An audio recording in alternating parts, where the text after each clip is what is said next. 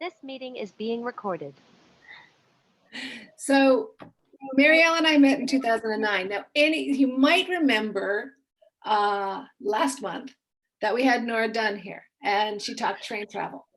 And I mentioned that when I first started the blog, that 4 of us got together and it was kind of the very first travel blogger meetup in Toronto ever. And it was Evelyn Hannon, a Journey woman who has sadly passed away, Nora Dunn, me, and Mariellen. So it's so that's right. It's so great to have her here with us today. Mariellen is a professional writer, a travel blogger, and a communicator, and she runs the award-winning travel site called Breathedreamgo. And she inspired by her extensive travels in India and South Asia for that matter. She's been published in many leading media outlets around the world and can be found everywhere online as Breathedreamgo.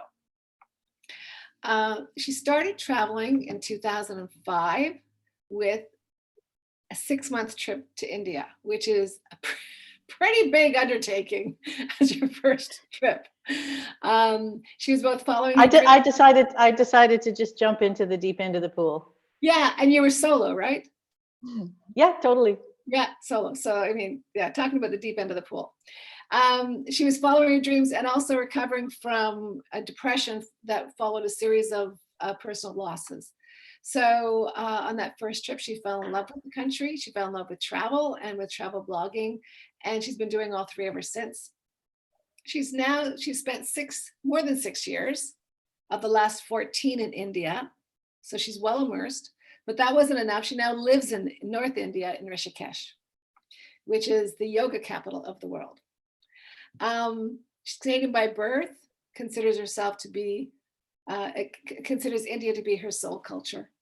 So this is actually coincidental. It surprised me when I realized it, but this month, 10 years ago today, I was in Rishikesh on my trip to India. And it's just coincidence that we booked Mariellen for this. And in planning that trip, I took Mariellen up for lunch, and for the price of a lunch, I got the best advice on how to travel India. So it's just all serendipitous. It's absolutely right that Mariellen's in here. So welcome, Mariellen. Well, here in Rishikesh, which is a spiritual center, we would not say this was a coincidence. Okay, that's right. It's all the dots being connected. It's the curtain is being sort of pulled back for a moment so we can see the magic of the spheres. Yes, there you go. It is quite remarkable that this should happen that way. Yeah, and it also coincidentally is 10 years being vegetarian. So and occasionally vegan, but and that happened in India. Talking about transformative travel, right? So yes, let's get on with it. So I've got some questions as we go along. Yeah. I have no doubt that there will be others that come up. So do we have a question already? No, okay. So good to start. I'm sure there were many memorable things on that first trip to India. So we want to take you back to the beginning. Right?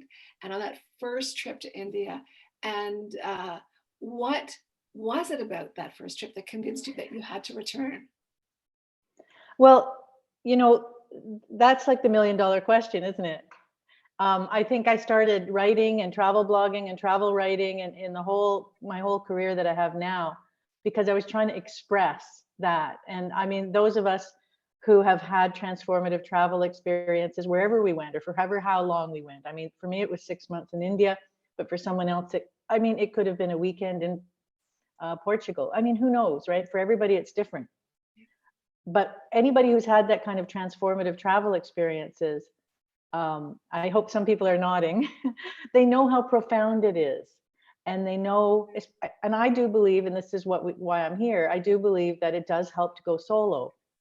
Because I do think that when you're on your own and you're really diving off the end of the deep end, that you put yourself in a situation where things can happen, transformative things can happen. You sort of set yourself up for success, as they say. when you put yourself in that situation. It's almost like the further out of your comfort zone you are, the more likely amazing things will happen on both ends of the scale, amazingly awful and amazingly good, but they're all part of the same, they're all part of the same thing. So I have tried, for years to capture the magic of this kind of transformative solo life-changing trip in words. And it's really, really not easy. But for me, one of the big things was that from my very first day in India, I did feel that I had some sort of deep affinity for the country. I felt this uncanny feeling of being at home, which I'd never felt anywhere. So the magic started literally my first day in Delhi in December 2005. And I mean, you can't make that happen. I don't know. I felt called to go to India. So that's probably the reason. And, I think a lot of people ask me, about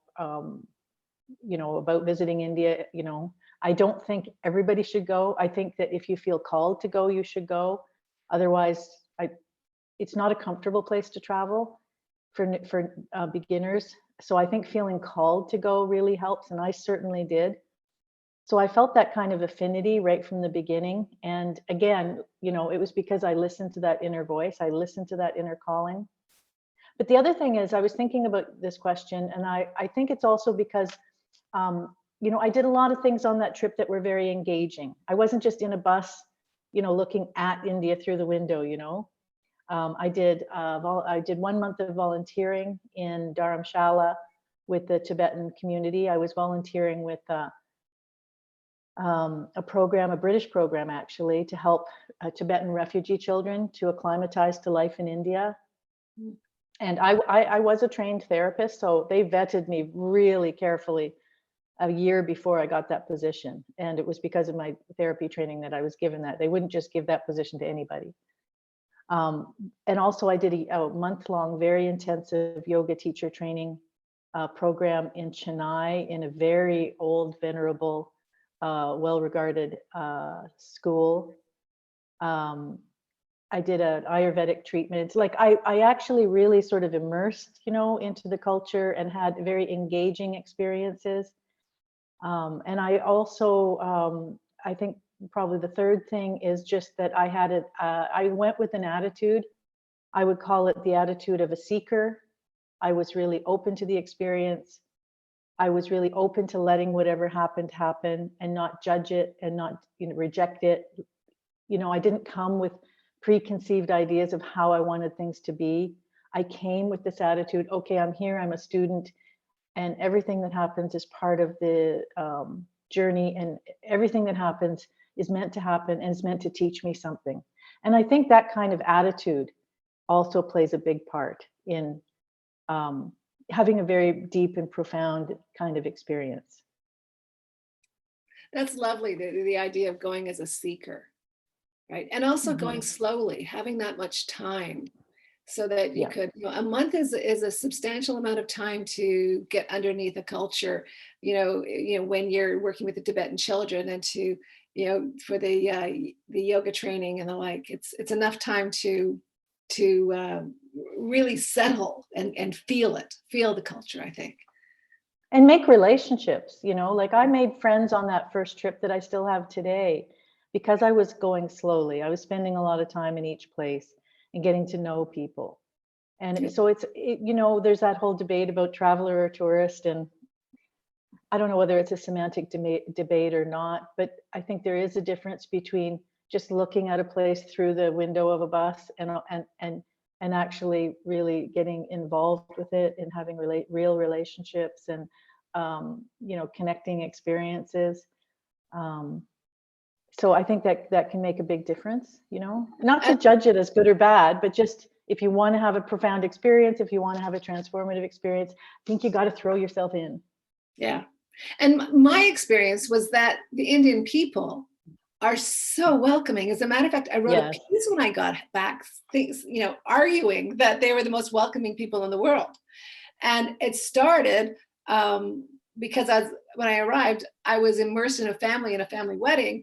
And my last night and day there, I was adopted by these two sisters on a train ride back into Delhi, and then they made sure that I had a driver for the day. And it's like the people are incredible. Yeah, it's true. People always say to me, how can you travel solo in India? I said, what are you talking about? You don't, these people make, it's the people that make it not only a viable option, but a great option, you know, because I just have countless experiences, like you say, of people just reaching out and sharing with me and helping me and being friendly towards me and all of that. It's just almost never ending, you know. It's a wonderful counterbalance to how different the culture is as well, and how different things, the functioning of the country, I'm talking about more than the culture, the functioning. So you've got this counterbalance, so you've got these people that are so welcoming and willing to care for you. And then you've got this country that doesn't function the same way as home. And you know, so these two things come together and it works. Yeah, it does work. It does work. And it takes a long time to really get some sense of understanding of it. Like at first it's just, you know, completely mystifying, and it's still actually mystifying. What am I saying? It's still mystifying, but it's a little slightly less mystifying after 7 years here, I guess, probably about 7 years now. Right. Yeah. So what do you think is the biggest misconception about India for, you know, for someone who's planning or thinking of a trip there? What do you think are the misconceptions or surprises that they'll experience when they go? Oh gosh, that's a book. Yeah. The surprises, as you know, are never ending. Things just do not happen the way you think they're going to, because people don't relate in the same way, and there's a very different sort of philosophical basis of how people here see the world compared to how, like, Westerners, you know, like in Canada or US, see the world. Like, it's just again, that's a book, like to try to talk about how different these two cultures see the world. And so foreigners, you know, it's quite funny actually. We you know, those expats here, we share stories about this, right? Like how you can just get caught off guard, and it still happens. Doesn't matter how much time you spend here, because, you know, my brain was made in Canada. So, you know, I can't think, of course, I can't think of an example off the top of my head, but it literally happens every day when somebody will say something and I'll be like, okay, in Canada, if they said they were going to be here at 3, they'd probably be here at 3, maybe 10 after 3. But saying you're going to be here at 3 in India doesn't mean you're going to be here at 3 at all. It means I need to say something polite to you right in this moment. So this is what I'm going to say, right? It doesn't necessarily have any resemblance to reality, right, as we know it. But it's very important in this culture and in Asia in general. It's very important to you know, I think they call it saving face, you know, in other parts of the Asian world. But it's very important to retain. You have to retain your dignity, and you also have to retain the dignity of the other people around you publicly. It's very important. So whether you're telling the truth, what we would call the truth or not, is really not important compared to making sure that socially you're behaving in an appropriate way. You know, that's far more important. Now, to a Canadian, it was like, it's 3 o'clock, yeah. But to an Indian, it's like, you know, I have behaved in an appropriate social way. I have given you an answer, and you have very politely accepted my answer. This is far more important. It's very interesting. From a practical sense, it's not very practical, but from a sense of being respectful. It's very respectful. But the thing is, like, I've always said, even though I am a longtime yoga student, you don't have to go to a yoga ashram in India. You just have to travel around, and you can learn a lot about yoga. Because, you know, and guess what? Everything works out. I mean, eventually the person comes, eventually it gets solved. Or if it doesn't get solved, you know, your water, let's say my RO filter needs fixing and it doesn't get fixed. Well, my neighbors will give me water, or you know, I'll figure it out. You know, something will happen. And sometimes the most inconvenient thing will lead to the most amazing thing happening, as you know, from travel. And this is not just true in India. This is true everywhere. But it's usually like, you know, it's sometimes the most inconvenient things lead to the biggest adventures, right? Yeah, for So sure. they know, and what I like about Indian people so much is how fluid they are. Like we get so uptight about everything, you know, but they're just like, yeah, they're so relaxed because they know it's going to work out, but and they're willing to accept that they don't know how. Whereas we always need to know how it's going to work out. And they're like, well, I don't know how it's going to work out, but it will. You know, it's that kind of faith.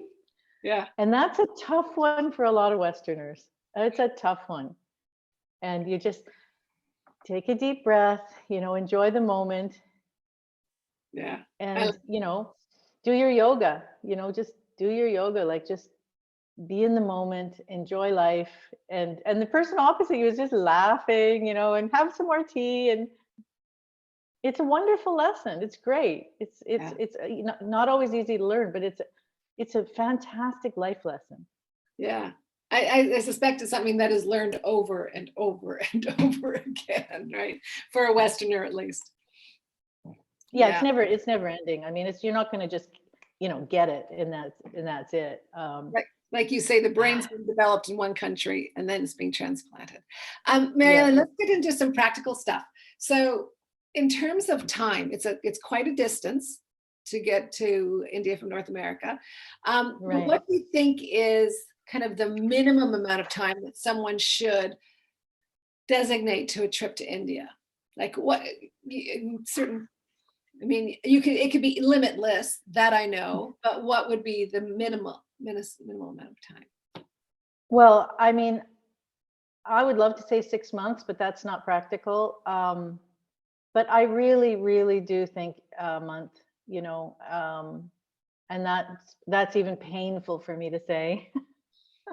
I mean, it's not just because India is so far from North America, and it takes me 5 days to get over jet lag. Like I might be on the worst end of the spectrum, but I literally take 5 days to get over jet lag. So you've got jet lag to deal with, and culture shock. If it's your first time, the culture shock is everything you've ever heard about, you know, times 10. That's for sure. You're going to have culture shock. So all of that takes time. Like you need to start to settle into being here, you know. India is not a place for, it's not, you know, it's not like if it's Tuesday, it must be Belgium. You know, it's not one of those places that you should run around and go to a different location every 2 days. It's very tiring to travel here, actually. And it's better to just go really, really slowly and just pick 1 or 2 regions, like states or something, and just stay there and get to know it. You're not missing anything, you know, like some people that I talk to a lot of people, develop a lot of itineraries, and I think they have this idea that if they don't, you know, get to the Taj Mahal and Jaipur and Goa and Himalayas and this and that, they're going to somehow miss India. No, you believe me, you can just arrive and sit in the airport. You will not miss India. India will not let you. All you need is like 1 trip to the market in Delhi, and that's it. You've got, you know, like, no, India is going to be in your face. Believe me. That's one thing people seem to worry about, and that they don't need to worry about. You are going to have an experience of India, unless you do super luxury travel where they pick you up in an air-conditioned thing and take you to the 6-star hotel or whatever, and you just stay in the hotel. And even then, you're going to have an experience of India. Stuff's going to happen. But you're going to have an experience of India. You could just pick at 1 town and just stay there, but you're going to experience all of India. It's like I don't even know how to express this properly. But so it's not about running around and going from place to place. In other countries, maybe it is, but not here. It's more about the amount of time that you give yourself to just sink in and engage with the culture, engage with the people, and be open to it and open to the experience. Because it is going to, hit you in the face. Like it's going to light you up. It's like you get lit up like a pinball machine here when you first come here. It's going to happen. Yeah. And so just slow down and enjoy it and sink into it. So I mean, definitely a month, but 3 months. Try. Yeah, no, as much as you can, right? As much time as you can. Oh, for sure, absolutely. I mean, I was as much time, but less stops on your itinerary. Exactly. More time, less stops. Yeah. I was there a month, and certainly it was impactful. So yeah, I would say, I would have felt it's not like going to Europe. You spend a week, you spend 2 weeks, and off you go. It is different. So I would say I think a month is actually a good answer. So, given that that's what I did, but no, it does seem to me to be a bit right. So then, in terms of where to go in India, because as you say, you're not going to pop all over the place. You're not going to be spending all your time on a train going from here to there to the next place. What would be your top suggestions in terms of what to see, where to place yourself? This is a bit of a tough answer, and I'll tell you why. Because when I first came to India, I was very interested. I mean, it's normal. I wanted to see the main sites. Although I was here for 3 months before I went to the Taj Mahal, so yeah, at least 3 months. When I got here in December, I went to the Taj in March. So I was here, I think, even almost 4 months before I went to the Taj Mahal.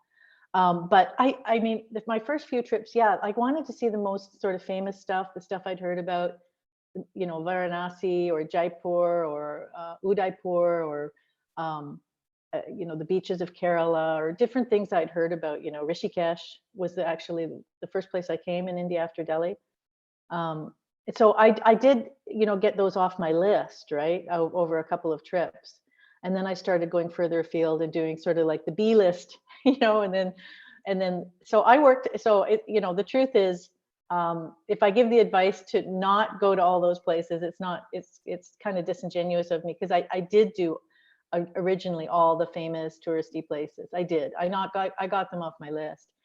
But then after I did that, then I started going more offbeat places, and then I discovered wildlife tourism, and then that was it. It's like, for me now, it's a little bit how I feel about Canada.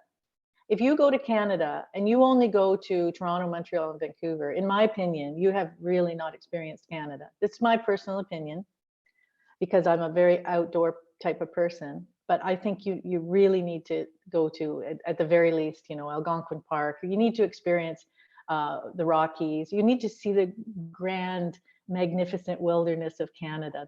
I mean, that's Canada. Like, cities are cities, they're great, and I am a city girl, but I mean, it's just not what Canada really is. But it's not that different here. The cities of India are exciting, and that's where people normally gravitate to: Delhi, Mumbai, Jaipur, wherever, Udaipur, whatever. But actually, India is a massive country. It's the 7th largest country. It's a subcontinent, which means it has almost every type of geographic landscape that there is. It has tropical beaches. It has a huge desert, the Thar Desert in Rajasthan. It has the world's highest mountains. I mean, the Himalaya runs right across the side of India. The highest mountains in the world are not actually in India. They're in Nepal, which is right next door. But the Himalaya runs literally all the way down the side of India. It's got, magnificent rivers, huge, mighty rivers like the Ganga. It's got everything. And it's got tigers, which is my favorite animal. 70% of the world's wild tigers are in India. 70%. And there's there's now more than 50 tiger reserves in the country. And you may think things in India are not that well managed, but some things are really well managed here. And one of the things that's really well managed here, they have an incredible Wildlife Protection Act. And you might be surprised to learn that, but it's one of the toughest in the world. My favorite park is Kanha Tiger Reserve, and that place is run like a clock. It is incredibly well run. It could compare to any wildlife reserve in the world. They're really taking care of these animals. I honestly am really impressed. They've doubled the number of wild tigers in just over 10 years through conservation efforts. So, once you've knocked off like what you think are your main things, like get into the national parks and the tiger reserves, and the countryside, the villages. Like, there's some beautiful villages in my state, Uttarakhand, up in the Himalayan villages are something to be experienced. Okay, I'm gonna get you. I'm gonna corner you. Trying to decide what I was going to describe that. So I want to go to India, and I think that I would like to hit two of the highlights that people are always talking about, right? And I want to have one really wonderful wilderness experience. Yeah, yeah. Where would I go? Where would I what two cities, shall I say, would I prioritize? And what wilderness experience would I prioritize? How much time do you have? A month. A month. Okay, so that's cool. So yeah, you really are putting me on the spot. No, you know, I offer this service, right? I mean, Yes. you know, I have my company, India for Beginners, and this Good. is exactly the service I offer. And we have what's called a very high touch service. And we talk to people either through email or on the phone, and we go back and forth. And when we develop an itinerary, we really get to know that person and what they're really interested in. So the way I work is extremely personalized. So for you, okay, now I know you have an adventurous spirit, and I know you're willing to go out of your comfort zone. Okay. So 100% I'm taking you to Madhya Pradesh. Madhya Pradesh is a big state right in the center of the country. It's called the heart of India, and it's also called Land of the Tiger. So 100% for sure I'm taking you there, because those are the big tiger reserves. This is the area that inspired the Jungle Book, inspired Rudyard Kipling's The Jungle Book, and it's my favorite part of the country. So we're going there for sure. So that's at least a week, at least, if not more. So we're gonna make sure that that's in the itinerary, and we're gonna work around that. Okay. For you, and we're gonna work around that. Now, somebody else, would I take them there? Maybe not. It's a bit remote. It's a bit rugged. Now, there's some really beautiful luxury lodges once you get there. Right. But you know, getting there is a bit of a trip. But that's really interesting, because, like you say, the country is so diverse. Yeah. Right. That designing an itinerary, one has to think about the individuals, because, of course, with a diverse country, you can accommodate various interests and various. Yeah, pretty much every interest. Yeah. No, that's, you know, there's a movie about India that's quite popular, and I actually really love it. It's called The Best Exotic Marigold Hotel. Yeah. I love that movie. And one character says to the other, you know, they're British retirees who end up in Rajasthan, and one of them doesn't like it at all. And she just says to the other guy who does, well, you know, what do you see here? Like, and he said, among other things, he said, all life is here. And I think that's just the best quote ever, because yes, you can find literally everything here. It's just, you know, incredible diversity. So I need to find out about you and what I think would match you. You know, I have a partner, Anjani. He's in Delhi, and he's a great guy. And he and his wife are about to have their first baby. But he's been in the travel industry for years, and he's really knowledgeable about logistics. Like, does the train actually go there? You know, those kind of things. And I'm kind of the visionary, you know. But the two of us have traveled all over the country. Between us, we have an incredible amount of combined experience. So we can sort of dream up the, you know, itineraries, and then he figures out whether we can actually do it or not, you know. Wow. So, but it's really personal. It really honestly is personal. Yeah, I can see that. So that's a really tough one. And I mean, we get people who write us and say, I don't need to go to the Taj Mahal. I mean, it does happen. It actually happens, believe it or not. We love those people. No, I actually love the Taj Mahal. I've been there 6 or 7 times, and it never disappoints me. You know, it's an amazing place. And I actually remember when you went to the Taj Mahal. Yeah. Because didn't you bump into Heather? Oh my gosh, that's right. I did. Heather Greenwood, another travel blogger. I remember that. You just bumped into another travel blogger from Toronto. While she was at the Taj Mahal. I remember seeing it on social media. It's just incredible. It was pretty amazing. But the thing about the Taj for me was that what I can remember as a child seeing it in a book and thinking it was fantasy. Right? Yeah, it is fantasy. Well, that's another thing about India, and that's a whole other conversation. You can, believe me, as a creative person, as a person with a inner fantasy life, believe me, your needs will be met here. I mean, a lot of India is very fantastical. It Yeah. actually really is. That's not a joke. Yeah, Udaipur and places. Yeah, for sure. Tracy, do we have questions? I think maybe. Just a bit of a clarification. Mariellen, what was the first destination you're taking Janice to? Oh, the first one, because I got really excited about saying I'm going to take her to Kana Tiger Reserve. So what's the first destination? Well, this is Janice. So it was this is specifically for. I think it's actually where is that park that you were talking about? That national. Oh, okay. So the one I really love is called Kana, Kanha, and it's in a state called Madhya Pradesh, Madhya Pradesh, Pradesh. And Madhya Pradesh is in the center of India. It's the middle state in the middle of India. It's like right in the middle, landlocked. And Kana is in that state. Does that answer the question? I don't know if that's the first place I'd take her, but I would make sure that was in the itinerary, and then I'd build the itinerary around that.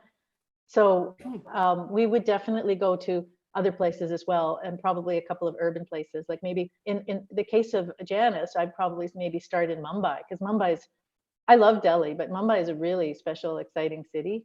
And you know what else is a great city that nobody ever goes to, which is Bhopal. We all know Bhopal because of the gas tragedy I think it was at the 80s.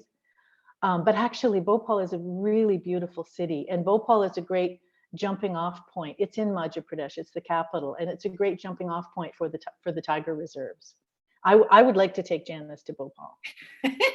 God, I would like to go. When are we going? When are we going? Really. This is a really cool. This is a really cool city. It's called the City of Lakes. It's all built around these beautiful lakes, and they were all designed by. There was 3 women rulers. It's also called the City of Begums.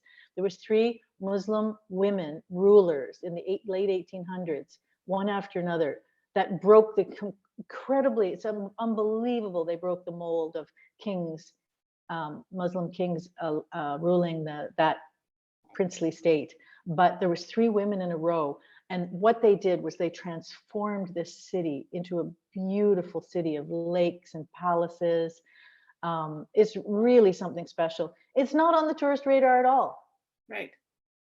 Yeah, that sounds amazing. Because like Udaipur, it sounds a little bit like Udaipur, which of course is totally on the radar. Yes. Right. Yeah. That's why we're going to Bhopal. Okay, we're going to Bhopal. It's on the itinerary. Better get over there pretty fast. Okay. Yeah. Any other questions here, Tracy, or no? If we can just go back to Rose was wondering, the Tibetan children that you worked with, do you know or remember how long they had been living in India at that point? Oh, so that program doesn't exist anymore because they're not bringing in refugees anymore, as far as I know. But this was 16 years ago, and the program was called Art Refuge, and it was in McLeod-Ganj, Dharamshala, which is the Tibetan seat of government in exile. It's where the Dalai Lama lives. It's up in the Himalayas, in a state called Himachal Pradesh, which is just the next state over from the one I'm in.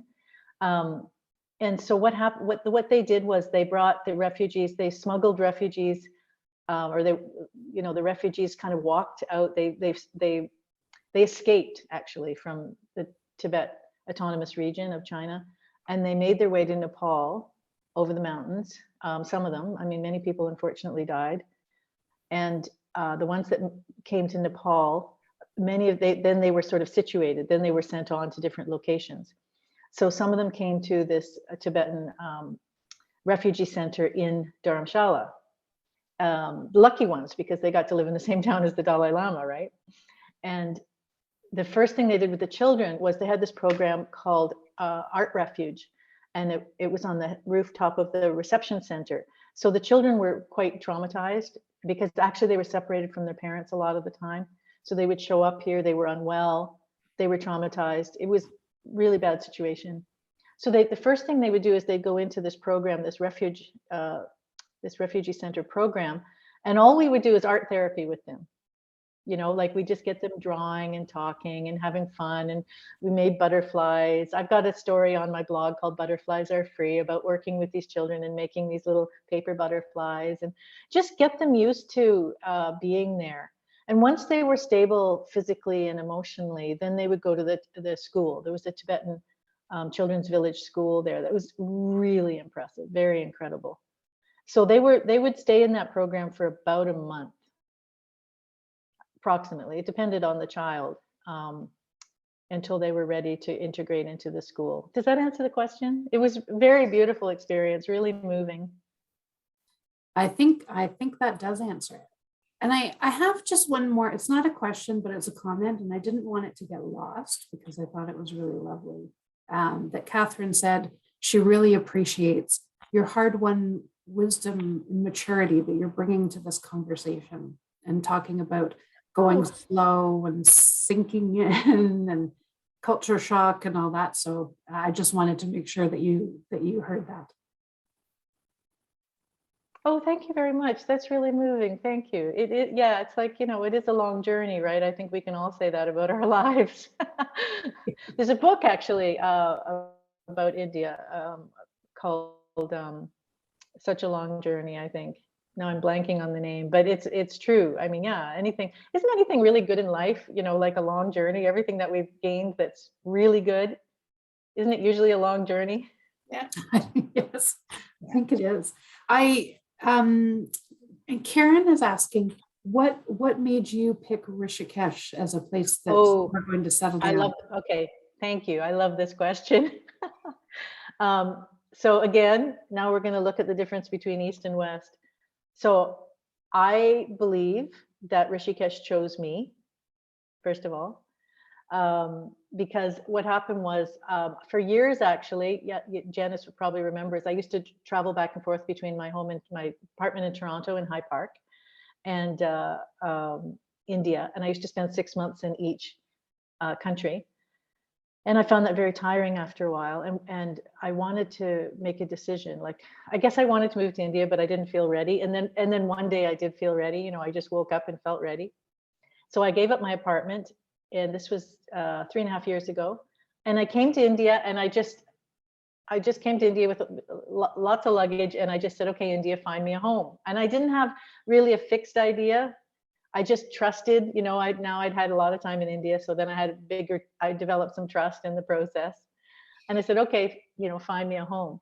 But my initial idea was to live in South Delhi, because I've always stayed in South Delhi. It's a really nice, you know, more high-end kind of neighborhood, lots of leafy trees, and I have a lot of friends there. And I've always been based in South Delhi. And I actually spent a month trying to find an apartment there, which was one of the most harrowing experiences of my life. I mean, I just saw terrible places. They're very expensive. You'd be amazed at how expensive Delhi and Mumbai are. They're on par with Toronto in terms of rents. It's not a joke, or more, even more, I would say in some cases. So I found it very expensive. It was way above my budget. I couldn't find anything. I could tell you so many stories about. I went to see an apartment that was missing an entire wall. The whole front wall was gone. All they had was like this bamboo curtain. I mean, it was insane, you know, like it was awful. And I was so despondent.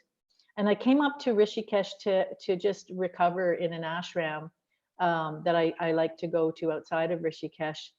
And I was just relaxing there. And one day, this woman who was staying there, very nice woman, we became friends. She was coming into the town of Rishikesh. And I decided to come with her, which normally I don't do. Normally when I go to that ashram, I just usually like to relax. And for some reason I felt compelled to go with her. And we were sitting in a cafe, and the owner recognized me from my blog, and he came over to say hi. He said, well, you know, what are you doing? And I said, well, actually I've decided to move to India. I told him that. And he said, oh, did you consider Rishikesh? And I said, no, not really. And he said, well, do you want to see an apartment? I said, I can look, sure. You know, nothing wrong with taking a look. So we literally got in the car and drove to this apartment, and it was just, you know, I just knew immediately it was a beautiful place with incredible view, very quiet, peaceful, a spacious place. And yeah, that was it. Just landed in my lap. I moved in 8 days later. It was empty. I moved in, went back to Delhi, got all my stuff, put it in the back of an SUV and drove up and moved in 8 days later. That's amazing. So I say that Rishikesh chose me, because when I had left Delhi and went to that ashram, I remember meditating and just saying, okay, I can't find an apartment, you find me an apartment, like turning it over. They say that in the ashram, turning it over to the divine, or just turning it over. You don't have to use that word, just turning it over to the universe, so that we in the West think, that we have to do everything, they don't think that in India. They let the universal energies do stuff for them. And you know what? Sometimes it works. Right. Well, it certainly sounds like it worked that time. It did. I'm still here, and it's been, during the pandemic, I'm in the most posh society in Rishikesh. So it's a gated society, and it's quite a big place. We've got a park in the middle, and it's been a very safe, comfortable place to be during the pandemic. And so that worked out really well, because we have our own water and we have our own power. So we're kind of self-sufficient. And like I said, it's very safe and quiet and peaceful. Like where I'm looking, you can't see, but behind, my apartment actually overlooks an ashram. So it's so peaceful, like all I hear is like the bells, the temple bells, and some cows mooing. That's wonderful. Mariellen, tell us about the food for a Westerner to arrive and eat their way through India. Yes. How do you expect? That's a really good idea, by the way. What do you recommend in terms of I don't know, in terms of the best dishes to try, in terms of whether to eat meat or not eat meat, because some of India does and some of India doesn't, and and food safety, water safety, things of that nature, just the practical side of things as well as the delicious side of things. Yeah. Well, the first thing I want to say is that a lot of people in the West, we only know one type of cuisine. We basically know North Indian cuisine. Because that's what most of the restaurants are, not all of them, but most of them. So we're talking about, thick naan bread and butter chicken with a rich sauce and those kinds of things, tandoori, like the barbecue type chicken and stuff like that. But that cuisine is from a very specific region of North India. It's basically Punjabi food, which actually I really love. But India is incredibly diverse. It's more like Europe. Like each state is like one state, from state to state, it's as different as, Germany and Greece. Like they really change. I mean, in every way, so the cuisine really varies, and a lot of people are not really aware of that. So I think that's something you need to be aware of. Like South Indian cuisine is completely different. They don't eat wheat, they eat rice. Everything is rice based. So you get dosas and idlis, and they have some restaurants you can go to, you eat on a banana leaf. They give you this great big banana leaf as a plate, and they just come and I've been to places where they'll put like 30, a little just teaspoon or so of like 30 different things, little almost all vegetarian, usually maybe some fish, and everything's really got tons of flavor, So it's just incredible how different the cuisine is. So being aware of that for sure. Usually it's not so much the food you need to be aware of as the water. Water is the major thing that you have to be careful of here. Food, yes, like you probably don't want to eat salads on your first trip until your system gets used to it. I eat everything now, so it doesn't make any difference. But when you're first here, you're not used to it. But in terms of being careful, really be careful of water more than anything. Don't take ice. Don't even brush your teeth with the water. Use bottled water. Make sure that the cap is properly sealed. That's important.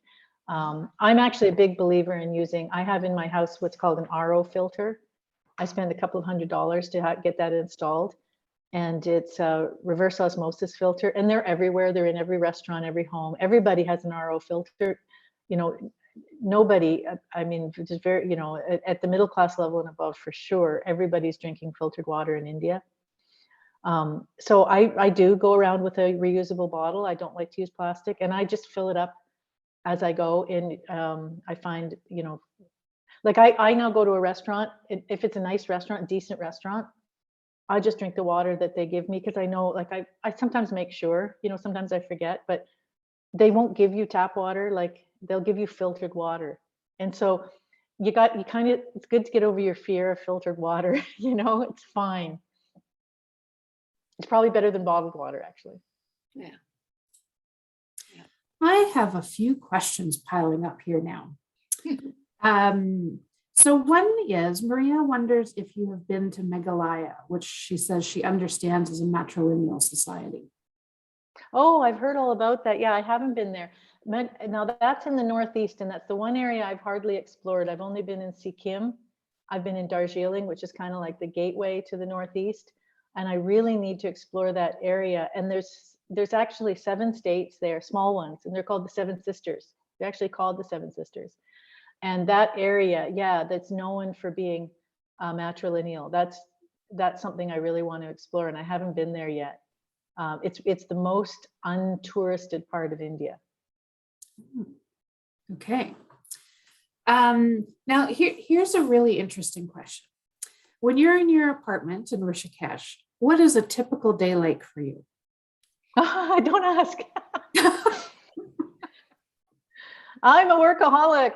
I'm on the computer half the day, much more than half the day. But I have an ashram right outside my door, and I actually do listen for the bells. Like they have bells that go, they start at 5 a.m. I don't always get the 5 a.m. bell, but sometimes I do. And they do yoga at 5, and I actually do, at least at the very least, sit up and do breathing and stretching. And I do a morning yoga practice every morning for sure. It's impossible not to sort of imbibe the yoga atmosphere of Rishikesh. It would be very difficult not to imbibe it, especially when I can hear all the ashram activity next door.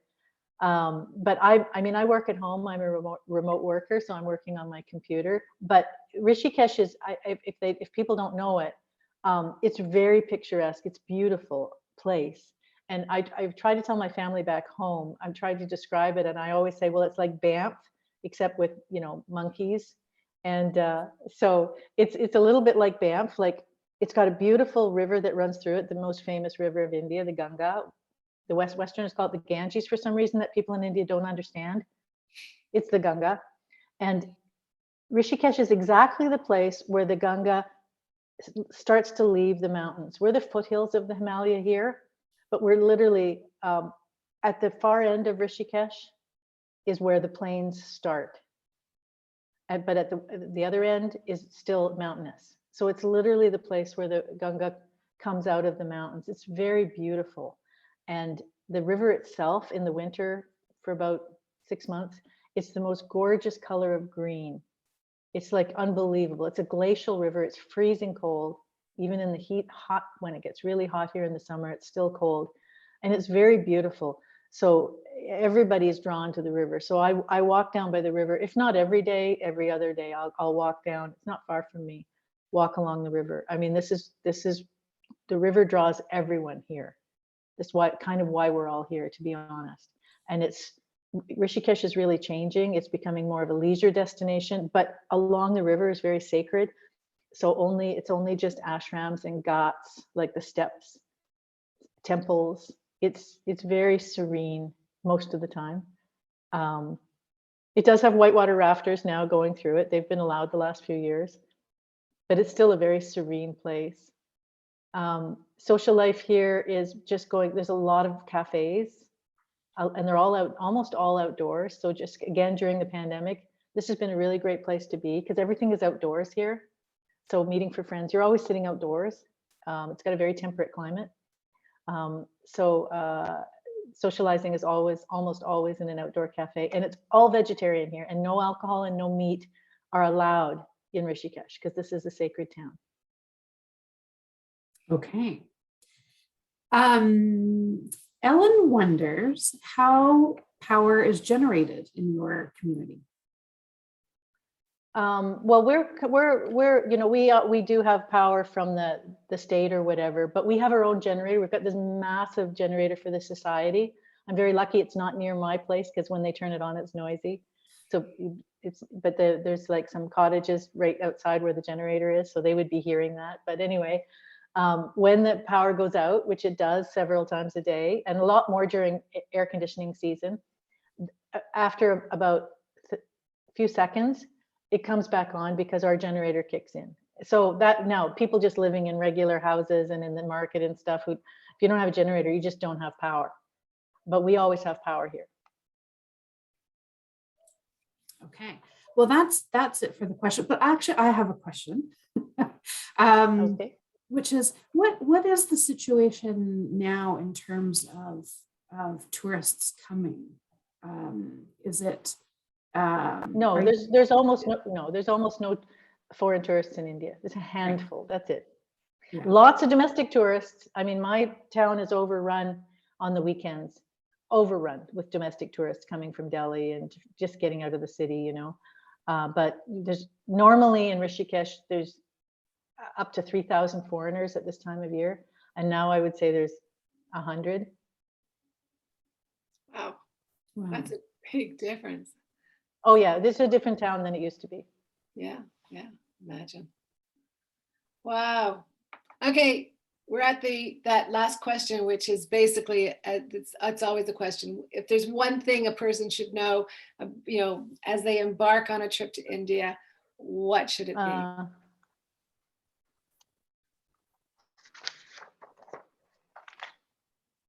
So I knew you were going to ask this question. So I actually made notes and I wrote 5 things. So I'm just going to list them off. Okay, I won't go into detail unless you have any questions. So number 1 is do your research. Again, India is not like other locations. You shouldn't just rock up here and thinking you're going to be able to figure it out. Actually, you should do your research, find out about the culture, the places that you want to go, the tourist places, because I definitely recommend first timers go to the more touristy areas, because even the touristy areas in India are not that touristy. You know, this is not like, you know, Las Vegas. But definitely do your research, you know, all on what to wear, what foods and water you should avoid, all of that stuff. Research. Like, I can't stress that enough. That's number 1. Don't try to do it all. We already talked about that. Slow down. Don't think you're going to cram a lot of places in. That's a really bad idea, because it's going to be tiring and you're going to miss everything. It's just going to go by in a blur. Follow the weather. Oh yeah, weather is huge in India. It's not, again, it's a bit like Canada. Like, you know, are you going to go camping in January? Probably not, right? Like, you need to know about the weather. It's very cold in the North India in January. Is really cold, like shockingly cold. Monsoon is the summer. You need to know, like South Goa in monsoon is a no-go. Everything is closed. So pay attention to the weather. Major festivals. Make sure you know when the major festivals are, because it will completely tie up. Like, you cannot travel the day before Diwali, or the 2-3 days before Diwali. Traffic is just at a standstill. There's no point. So you need to know when Diwali is so that you can plan that you're just going to sit in one place during the 5 days of that festival. Or Holi. You don't want to be just caught out somewhere on the day of Holi, because you're going to just get, you know, slammed with young guys smearing you with color, and it's sometimes not pleasant. You need to know what you're doing when the major festivals happen. And I mentioned knowing what to eat and what not to eat, and food hygiene. That's really important. Yeah. So those are the main things. Yeah. Well, and I think that your first answer about research is probably why it was so great for me to have that time that we spent together prior to my trip, because you shortened that learning curve, right? You helped me focus so that the research part was not quite as intense. Which is because otherwise you're, you know, it's India. Oh my goodness, you know, there's so much to research. But with your guidance, I was able to narrow that down. So with that, and that's what we try to do for people. Yeah. And with that, Mariellen has kindly offered an hour consultation for one lucky winner.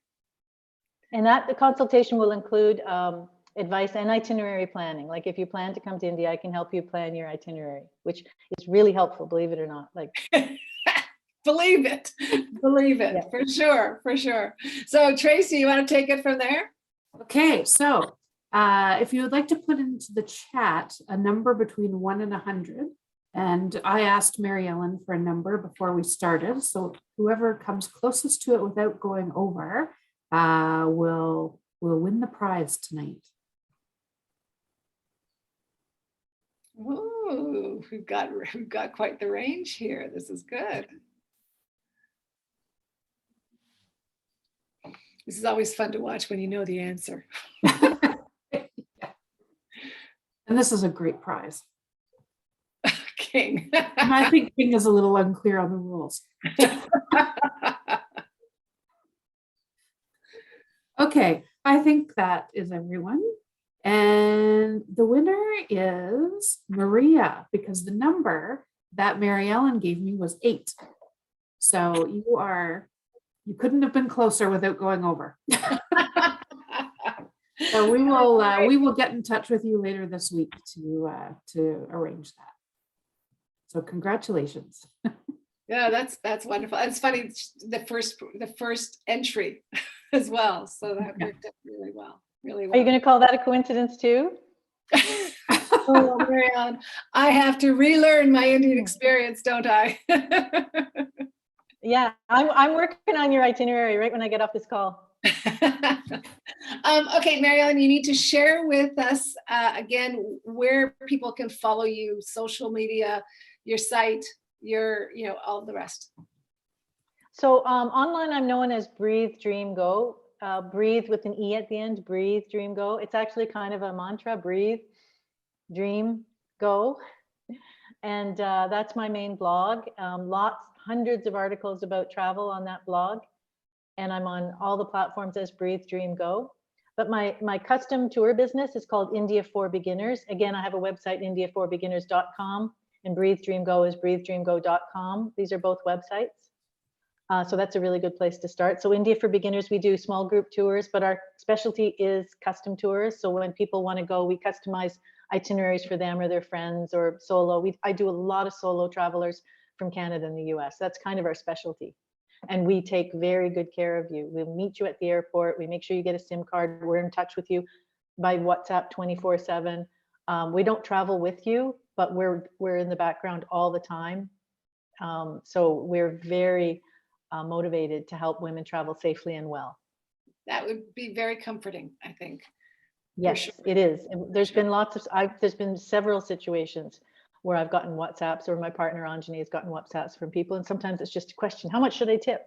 We're right there to answer. Or sometimes one woman really needed a taxi to pick her up immediately. She was in a kind of a jam. And we sent somebody trustworthy to pick her up. Wow. Yeah. A valuable service for sure. So Mariellen, thank you so much. I mean, you were so generous with your knowledge and your experiences. And yes, little claps there. This was really fun. Can we do this again? Yeah, for sure. We'll have to do it again. Absolutely. It was just great. So thank you everyone for joining us. I hope you enjoyed it. Maria, congratulations. You were the lucky person who gets to spend an hour with Mariellen. And we'll see everyone. It's 2 weeks from tonight. We have our meetup. Yes, it is. And our topic is how to get the most out of a destination. That's right. That's what we're chatting about. So I hope to see you all in 2 weeks. And again, thanks everyone for joining us. Bye all. Thank you. Thank you for having me. Namaste. Thank you. Namaste.